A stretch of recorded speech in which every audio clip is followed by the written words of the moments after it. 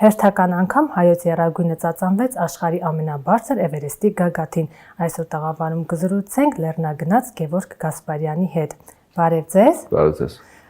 Պարոն Գասպարյան, դուք այն անձանցից մեկն եք, ով իրականացրեց շատերի երազանքը կարելի ասել,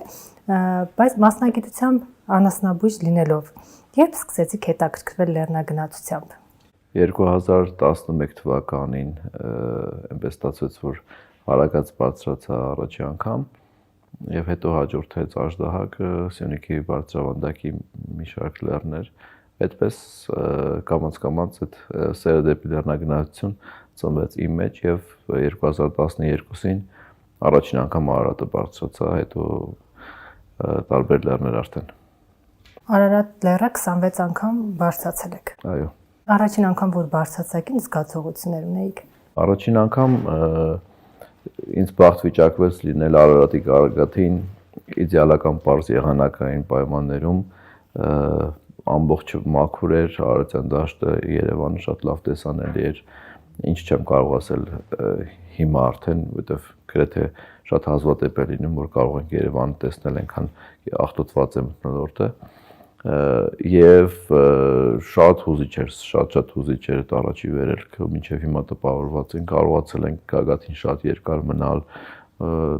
նկարվել տարբեր ուղղություններով, քամին զրո էր, եղանակը լրիվ մաքուր, ամպի կտորներնես չկար երկնքում եւ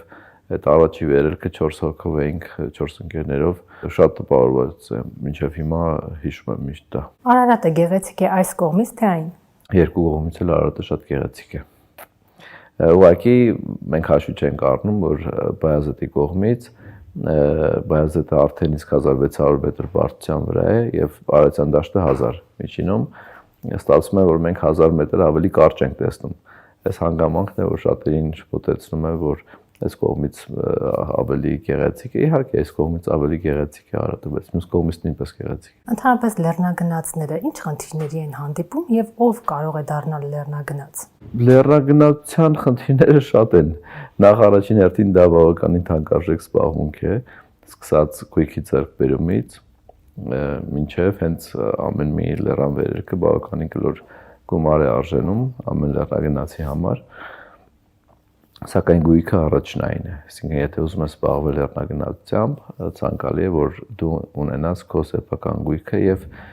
գումար չխնայես առաջին հերթին հենց գույքի համար, որովհետեւ դրանից է կախված քո անվտանգությունը, քո կյանքը այդ ծանր լեռնային պայմաններում, որովհետեւ ամեն վայրկյան կարող է եղանակային փոփոխություն լինել եւ հայտնվես շատ դժվար պայմանների մեջ։ Ասեմ, որ երկրորդը արդեն բնականաբար ֆիզիկական պատրաստվածությունն է եւ վերջում արդեն հոգեբանական պատրաստվածությունը։ Իսկ կա իր, որը միշտ ձեր ուսապարկում է։ Այո, մի քանիսը կան, այն շվեյցարական տանակները, որոնց վրա շատ գործիքներ կան, միշտ ունեմ, գլխի լապտերը եւ առաջին օգնության արկղը,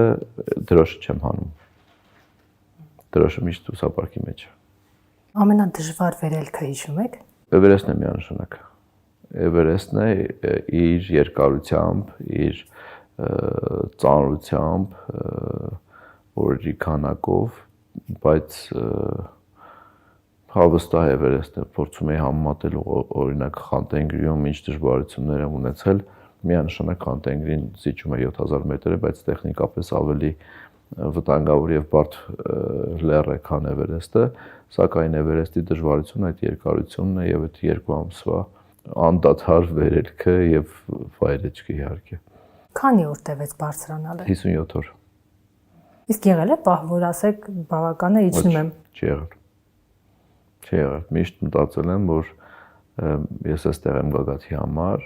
այդ նպատակով եմ եկել եւ անկախ դժվարություններից գագաթ հասնելը ամենակարևորն է, բայց միևնույն ժամանակ հնարավորինս գոն եմ եղել, որպեսզի եթե զգամ ինչ-որ պահի շրջապից ավելի վտանգավոր է, պետք է հետ վերադառնալ, նույնպես պատրաստ էի այդ քայլին։ Բայց ճանապարհին բազմաթիվ վտանգների առջև եք կանգնել։ Այո։ Վտանգներ շատ եղան ու զարմանալի է, որ ժամանակ առ ժամանակ մտածում եմ ինչի օրինակ հենց ինձ հետ դա պատահեց եւ ոչ թե մյուսի, որովհետեւ մեր խմբից շատերը առանց որևիցե նման փորձությունների բարձրացան, իջան, իհարկե շատերը նաեւ չբարձրացան։ Կես ճանապարհից վերադարձան հետ, բայց ամեն դեպքում փորձությունների շարքը ինձ հետ պատահեց հենց։ Փորձություններից մի քանիսը կնշեք։ Ամենաառաջինը, որ հենց առաջի ակլիմատիզացիոն վերելքի ժամանակ շատ մեծ ծնահոսք եղավ ու մեզանից առաջ անցած մարդկանցից երկուսը վնասվեցին, բարեբախտաբար չմահացան, հենց այդ պահին ամբողջ վերելքը դադարեց, բոլորս կանգնած սպասում էինք առաջին օգնության, բարեբախտաբար ուղղաթիռը կարողացավ մոտենալ եւ այդ մարդկանց տեղափոխեց անմիջապես հիվանդանոց։ Երկրորդը գագաթին իհարկե դա շերպայի անպատասխանատու եւ ոչ պրոֆեսիոնալ աշխատանքի արդյունք էր, որ մնացի առանց թթվածին իջնելու ժամանակ վերջի 1 ժամը մոտավորապես եւ որպեսզի պատկերացնեք այդ հատվածը կոչվում է մահացու եւ կյանքը քո կախված է թթվածնի այդ բալոնից թթվածնի քանակությունից թե վերջանում է օրգանիզմը սկսում է կամաց արդեն մահանալ եւ շատ կարճ ժամանակ ունես որպեսզի վերականգնես թթվածնի քանակությունը արյանդ մեջ բացի դա այդ մահվան գոտում անկախ թթվածնից միևնույն է քո ֆիզիոլոգիական ֆունկցիաները դանդաղում են եւ դա նաեւ երկրորդ պատճառն է ինչի է կոչվում դա մահվան գոտի պետք է հնարավորինս շուտ բարձրանալ եւ իջնել վերջինը պատահեց արդեն բազային ճամբար հասնելուց առաջ եւ գրեթե 1 ժամ էր մնացել որ հասնեինք արդեն ճամբար եւ այդպես կարելի էր վերելքը պաշտոնապես ավարտված համարել, որովհետև Նեպալի կառավարությունը համարում է, եթե դու բազային ճամբարից սկսել ես, գնացել ես մինչև Գագաթ եւ հետ ես եկել բազային ճամբար, դու ստանում ես քո Գագաթի վկայականը, որ հասել ես Գագաթ, եթե օրինակ 6400 մետրից հետ դարձի ճանապարհից վերցնում ես ուղղաթիռ եւ իջնում ես բազային ճամբար, որպեսզի այդ գումբոյի վտանգները շրջանցես, իրենք ես Գագաթի սերտիֆիկատ չեն տալիս։ Սա օրենք է Նեպալի կառավարության կողմից մշակված։ Ինչևէ, 1 ժամ էր մնում, որ հասնեինք բազային ճամբար եւ հայտնի մի հատ կադր կա, որտեղ մենք անցնում ենք սառցաճեղքը աստիճաններից պատրաստված կամուրջի միջոցով։ Հենց այդ կամուրջի կենտրոնում, երբ որ ես անցնում էի, ծնահոսք եւ քարաթափություն եղավ աջ կողմի լանջի դեպի Էվերեստ կողմը այդ լանջից եւ այդ քարերը սկսեցին թափվել մեր ուղղությամբ շերպաները պարանները թողեցին անվտանգության իրենք ձգում են որպեսզի կարողանաս մի քիչ հավասարակշռություն պահել այդ պարանները թողեցին եւ փախան այդ քարաթափությունից վախեցած եւ ես մնացի այդ կամուրջի ամենակենտրոնում կանգնած անշարժած դա տևեց մոտավորապես 30 վայրկյան։ Բարեբախտաբար ոչ մի քար չկպավ ինձ եւ ոչ էլ կամուրջին կպավ այդ քարերը եւ հետո շերպաները հայտնվեցին նորից, ցկեցին պարանները եւ անցա։ Դրանից 1 ժամ անց արդեն բազային ճամբարում էինք եւ վերելքը ավարտվեց։ Եթե դժբախտ դեպքեր լինեն, ով է պատասխանատվություն կրելու։ Ամեն մարդ ինքն է կրում պատասխանատվությունը մանավանդ Էվերեստի վերելքի համար եւ հատուկ մի քանի էջից բաղկացած համաձայնություն է ստորագրում, որ դու հասկանում ես, որ ես գնում, դու գիտակցում ես եւ որևիցե մեկին, որևիցե բանի համար չես մեղադրի, եթե իհարկե հարցը կազմակերպչական խնդիրները չեն, այլ բնական աղետներ, երևույթներ եւ այլն, որովհետեւ դեռ նման բաներ շատ է պատահում։ Հիմա դուք մնացել եք առանց թթվածնի իրենց պատճառով։ Այո։ Հետո ձեզ թողել են աստիճաններին գնացել են իրենց պատճառով, բայց որ ձեզ մի բան լիներ, ով է պատասխանատու։ Դա թթվածինի համար միանշանակ իրենք էին պատասխանատու։ Մյուս դեպքը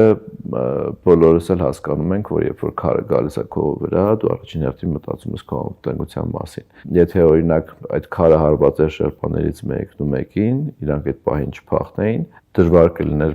պատկերացնել, թե ինչ տեղի կունենար։ Կարող է այդ շերպան այդ հարվածից օրինակ ինձ էլ հետը տաներ կամ պարանից կախված իրանք ձգում են, չէ, ամրացված իրենցից։ Դրա համար շատ դժվար է այստեղ գտնել մեղավոր եւ անմեղ, ամեն դեպքում իրանք տեսան, որ քարը գալիս է դեպի իրենց ուղղությամբ, թողեցին եւ փախան եւ իրականում այդ հատված քարեր թափեցին, որտեղ իրանք կանգնած էին։ Քարեր չթափեցին մենակ հենց աստիճանների ուղղությամբ, որտեղ ես էի կանգնած։ Այս մասով իրենց չեմ մեղադրում բացարձակ, բայց թվացնի համար բնականաբար իրանք էին պատասխանատու։ Շերպաների հետ ձեր բախտը ոնց որ չի բերում, կարծեմ տարիներ առաջ մի պապիկ չէ, էլի 78-ամյա ձեզ մենակ է տվել։ Անցյալ տարի, այո, հենց այդ 70-ամյա ուղեկցորդը Հարավային Ամերիկայի ամենաբարձր գագաթ Ակոնկագուան բարձրանալուց էլի կես ճանապարհից ասաց, որ լավ չի, զգում իրեն, պիտի հետ վերադառնա եւ մեզ թողեց առանց ուղեկցորդի։ Մենք 4-5 հոգով էինք, իբր թե իր օգնականը մեզ կուղեկցի, բայց իր օգնականը առաջին անգամ էր այդ լեռան վրա եւ գագաթի մոտ հայտնվեցին այնտեղի ճակերտավոր ոստիկանները, ովքեր որ հսկում են վերելքի թույլատվություն եւ գայթ ունենալու իրենց այդ օրենքները եւ ասացին, որ դուք առանց գիդի չեք կարող գագաթ գնալ։ Այդպես ստիպված եղանք վերադառնալ այդ ամբողջ ճանապարհը գագաթի մոտից մինչև բազային ճամբար, դա բավական ծանր երկար ճանապարհ է, որ հասել էինք այնտեղ։ Հետո հավաքվեցինք մտքով, ուժով, նոր գիդ վերցրեցինք, բազային ճամբարից նորից բարձրացանք գագաթ եւ հետ իջանք։ Ստացվեց, որ այդ լեռը 2 անգամ բարձրացանք մենք այդ 14 օրվա ընթացքում։ Ռեկորդ եք սահմանել։ Ռեկորդ չի, բայց ամեն դեպքում բավականին դժվար էր իհարկե 7000 մետր 2 անգամ բարձրանալ իջնել։ Կենաց մահու պայքար եք մղել եւ փորձություններն էլ գումարած։ Չի եղել, որ հիասթափվեք։ Չէ, չի եղել։ Հիասթափություն չի եղել, բայց իհարկե միշտ դասեր ես քաղում նմանատիպ փորձառությունից եւ օրինակ ես ինձ համար որոշեցի, որ 8000 մետր լեռ այլևս չեմ գնա, ինձ դա հետաքրքիր չի եւ դա Էվերեստից հետո շատ ամրապնդվեց, միանշանակ 8000 մետր լեռներ չեմ գնա այլևս, բայց մի քանի լեռներ կան, որոնք անպայման ուզում եմ ավարտել եւ երևի թե բարձր լեռնային այդ լեռնագնացությունների էջը ճակերտավոր կարող եմ ասել, որ կփակվի։ Հիմա ձեզ քանի լեռ է սպասում։ 3-ը միանշանակ։ Անտարկտիդայի ամենաբարձր գագաթը, Ավստրալիայի եւ Հյուսիսային Ամերիկայի ամենաբարձր գագաթը։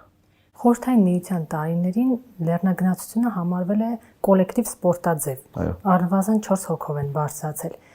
Հիմա պահպանվել են այդ ավանդույթները, թե ոչ։ Խորհրդային միության տարիներին մենք շատ լավ լեռնագնացների սերունդ ենք ունեցել եւ հիմա էլ փառքաստու իրենցից շատ-շատերը զբաղվում են Հայաստանում եւ բավականին փորձառու, բավականին հաջողված լեռնագնացներ են, բայց եթե համեմատենք նրա հետ ինչ հիմա ունենք, բնականաբար դպրոցը շատ անգամ ավելի զիջում է Խորհրդային միության լեռնագնացությանը։ Հիմա մենք չունենք այդ պետական մակարդակով դրված այդ ընթացակարգերը, տրեյնինգները եւ այդ խմբային մոտեցումը նույնպես չունենք։ Հնարավորինս դա արվում է հասարակական կազմակերպությունների միջոցով, օրինակ ալպինիզմի եւ լեռնային туриզմի հայկական ֆեդերացիայի միջոցով, ինչպես նաեւ շատ մեծ դեր են խաղում արշավային ակումբները, որոնք ամեն շաբաթ կիրակի ինչ որ ուղղությամբ արշավներ են կազմակերպում եւ շատ լավ է, որ մեր հասարակության մեջ այդքան արշավներով եւ լեռնագնացություններով հետաքրքրված մարդիկ կան հիմա եւ գնալով իրենց թիվը շատանում է։ Բայց ամբողջ աշխարհում օրինակ լեռնագնացությունը վերածվել է բիզնեսի։ Հայաստանում այդքան էլ չէ։ Լեռնագնացությունը բիզնեսի չի վերածվել։ Լեռնագնացները մեկը իրանք զբաղվում են այդ, չգիտեմ, սպորտ ասեմ, ինչ ասեմ, այդ բառը հենց լեռնագնացությամբ այսպես ասենք։ Եվ այլ հարց է, թե որ լեռան համար իրանք ինչքան պարտավորվածություն ունեն վճարելու, բայց եթե օրինակ չեն ընտրում բարձր լեռներ, հայտնի լեռներ, որտեղ սովորաբար հայտնի լեռները իրենք բիզնեսի շատ մեծ պոտենցիալ ունեն, իրանք ազատ են քայլելու շրջակայքում, բարձրանալու այլ ոչ շատ բարձր լեռներ կամ անպայման չի օրինակ լեռնաշղթային ինչ-որ գագաթ բարձրանան եւ դրա համար շատ մեծ ռեսուրսներ եւ բիզնես պետք չէ։ Սովորաբար այդ բիզնես ուղղություն ունեցող լեռները հայտնիներն են։ Ես էլ մտածեցի մեր լեռները կարող ենք բիզնես նպատակով նաև օգտագործել։ Չեմ կարծում, այդպիսի գաղափարներ շատ անգամ տարիների ընթացքում հնչել են, որ օրինակ Արագածի համար մուտքի արտոնագիր սահմանեն մինիմալ ինչ-որ վճարով, բայց ինձ թվում է, որ դեռ մենք խնդիր ունենք Հայաստանում լեռնագնացությունը եւ արշավային туриզմը շատ անգամ ավելի զարգացնելու, քան թե օրինակ արդեն իսկ սահմանել մուտքի արտոնագիր Արագածի վերելքի համար եւ դրանով իսկ վախեցնել օրինակ զբոսաշրջիկներին Հայաստան ժամանող։ Բայց հիմա օրինակ բլոգերները դարձել են լեռնագնացներ, գնում են։ Չէ, լեռնագնացներ չեն դարձել։ Բլոգերները սկսել են գնալ լեռներ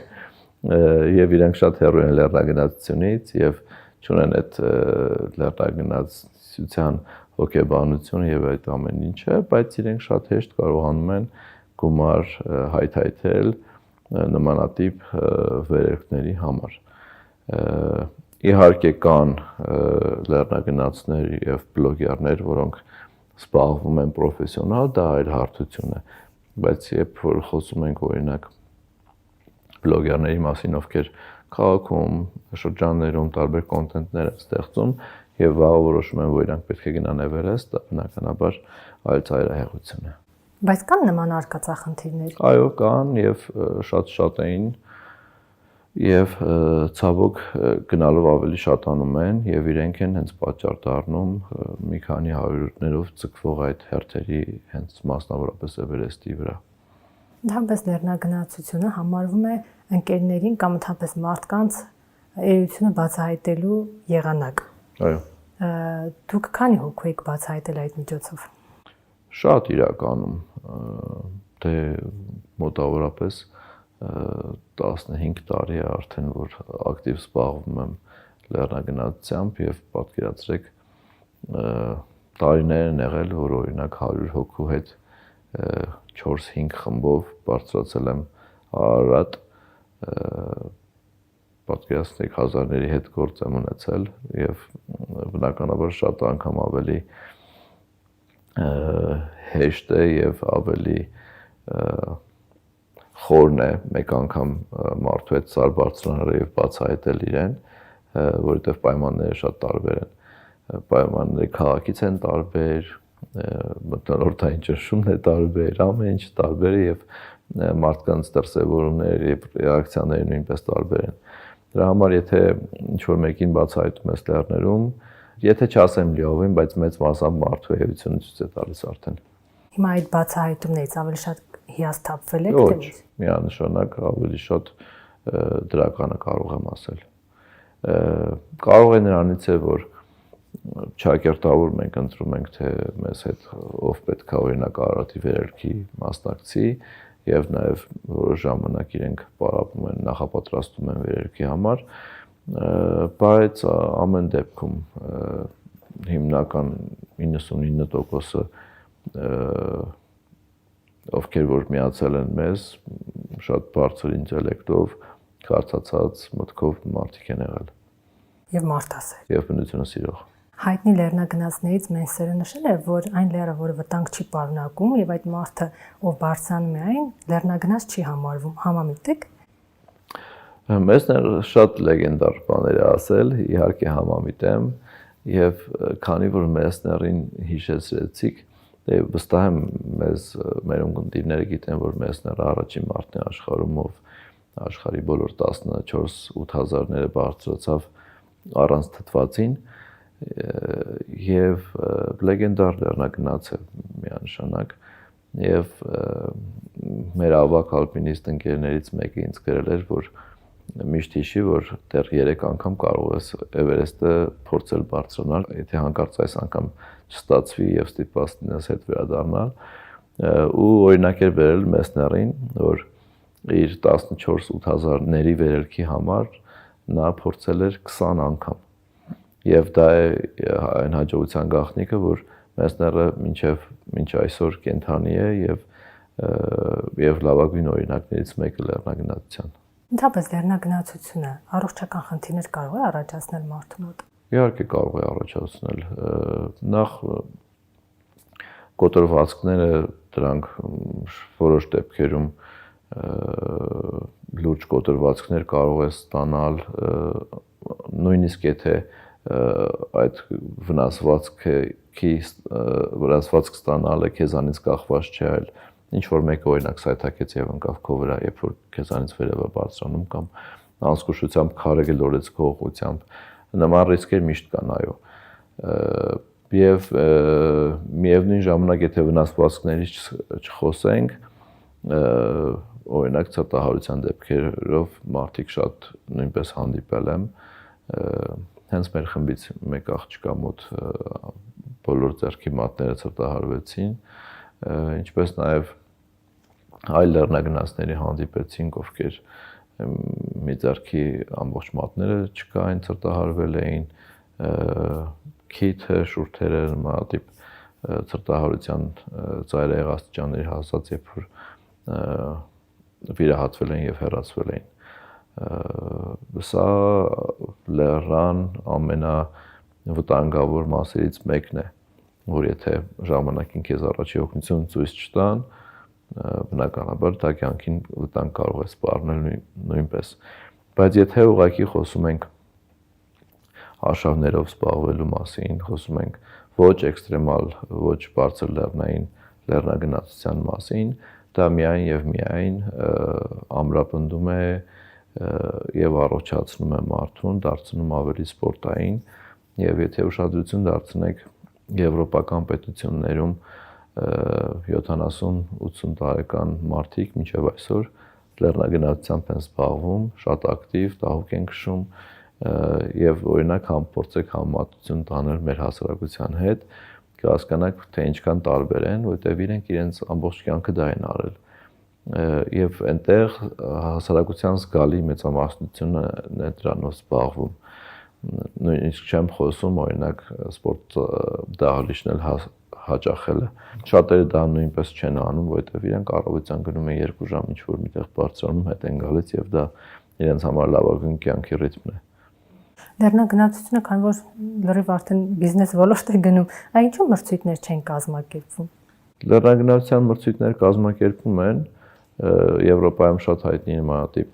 ուլտրամարաթոններ կան եւ նաեւ sky running կոչված հայտնի տերմին է եւ հայտնի միջոցառում է, աշխարհի տարբեր երկրներում իրականացվում է։ Նմանատիպ մրցույթներ իրականացվում են եւ օրինակ Շամոնի այդ հայտնի ուլտրամարաթոնային վազքին տարեկան մի քանի 100 հոգի է մասնակցում եւ հազարավոր մարդիկ գնում են այնտեղ ներկա գտնվելու հենց այդ օրերին, մասնակցելու, ուսուցում ունենալու այդ միջոցառմանը եւ դա բնականաբար իրենից մեծ բիզնես հետաքրքրություն է ստեղծում այդ ամբողջ տարածաշրջանի հյուրանոցների, ռեստորանների եւ մնացած սպասարկման օբյեկտների համար եւ բայց միևնույն ժամանակ ուժեղ եւ մտքով եւ հոգեբանությամբ ուժեղ լեռնագնացները քիչ են մասնակցում նմանատիպ մրցույթների, իրենք համարում են, որ դա այլ ոլորտ է, դա շատ սպորտային ուղղվածություն է եւ լեռնագնացության հետ համատեղելի չէ։ Ես նկատի ունեի վտանգավոր լեռները բարձրանալու առումով մրցույթ լինի։ Չեմ հիշում նմանատիպ դեպք, Էլբրուսի վրա հիշում եմ, որ մի քանի անգամ կազմակերպվել է, եթե հիշողությունս չի դավաճանում, Կազբեկի վրա նույնպես Red Bull-ի կողմից կազմակերպված նմանատիպ մրցույթ եղավ, բայց դա շատ հայտնի եւ շատ տարածված մոդել չէ։ Դուք համարվում եք երկրորդ հայը, ով բարձրացել է Էվերեստ։ Իգոր Խալաթյանից հետո, այո, երկրորդ Հայաստանի Հանրապետության քաղաքացին։ Բայց սփյուռքահայեր շատ են բարձրացել։ Սփյուռքից, եթե ճիշտ եմ հիշում, 8 հոգի ունենք, ովքեր բարձրացել են Էվերեստ, առաջինը Լև Սարգիսովը 1999 թվականին։ Մինչև վերջ հասնող լեռնագնացներին ինչ նվեր է հասնում։ Ոչ մի նվեր, լուսանկար գագաթից։ Ու վերջ։ Այո։ Ինչ խորհուրդ կտա Էվերեստը բարձրանալ ցանկացող երիտասարդներին։ Խորհուրդ կտամ պատրաստվել եւ էլի պատրաստվել եւ չխոսեմ գույքի մասին, չխոսեմ ֆիզիկական պատրաստվածության մասին, որտեղ դա պարտադիր նախապայմաններից մեկն է, բայց պիտի խոսեմ նրա մասին, որ Էվերեստը այն լեռն է, որ պահանջում է, որպեսզի դու ունենաս երկար լեռնային փորձառություն, անկախ օրինակ թե 3-4000 մետր լեռներ քանի անգամ ես բարձրացել քո կյանքի ընթացքում, Էվերեստը պահանջում է, որ ունենաս բարձր լեռնային փորձ, դա 5000 պլյուս մինչև 7000 պարտադիր մի քանի անգամ վերելքների փորձ է պահանջում եւ նաեւ տարիների փորձ։ Որտեւ ամեն լեռան վերելքից դու ինչ-որ բան ես սովորում եւ այդ փորձը կիրառում ես արդեն Էվերեստի վերելքի համար։ Միևնույն ժամանակ հոգեբանական պատրաստվածությունը շատ անգամ ավելի կարեւոր է այնտեղ, որովհետեւ անկախ թե ինչքան գումար ես տվել, անկախ թե ինչքան քանի տարի ես պատրաստվել, անկախ թե քո սպոնսորները ովքեր են, օրինակ դրոշը պիտի գագաթին բարձրացնես, եթե հոգեբանորեն կոտրվեցիր վերելքի ընթացքում, ուղղակի դու պտտվելու ես եւ հետ վերադառնաս։ Մեր խմբից շատ-շատերը այդպես էլ արեցին։ Կարծեմ մոտ $50,000 եք վճարել։ Այո։ Այդքան գումար վճարելու արդյունքում է, որ ասում եք ինչքան վճարել եմ, այդքան պետք է բարձրանամ։ Չէ, գումարի մասին չեմ մտածել այդ ընթացքում։ Առաջին հերթին մտածել եմ անվտանգության եւ հետ վերադառնալու մասին։ Ընդհանրապես ինչ նպատակներ ունեք։ Միշտ զբաղվելու եք լեռնագնացությամբ, թե ոչ։ Առաջիկա տարիներին նպատակ ունեմ ավարտել աշխարհի 7 գագաթը, արդեն նշեցի այդ 3 գագաթը, հետո ինչպես որ զգամ, բայց վստահ եմ, որ բարձր լեռներ չեմ գնա։ Ամենամեծ դասը, որ քաղել եք լեռնագնացության արդյունքում ո՞րն է։ Որ երբ որ նպատակ ես դնում, անկախ ճանապարհի դժվարություններից, անկախ ռիսկերից, իհարկե չափելի ռիսկերից եւ գնահատելի այդ ռիսկի սահմանից պետք է հասնել քո նպատակին եւ նպատակին հասնելը ոչ միայն գագաթ հասնելն է, այլև վերադառնալը։ Շնորհակալություն։ Ձեզ նույնպես շնորհակալություն։ Մենք զրուցում էինք լեռնագնաց Գևորգ Գասպարյանի հետ։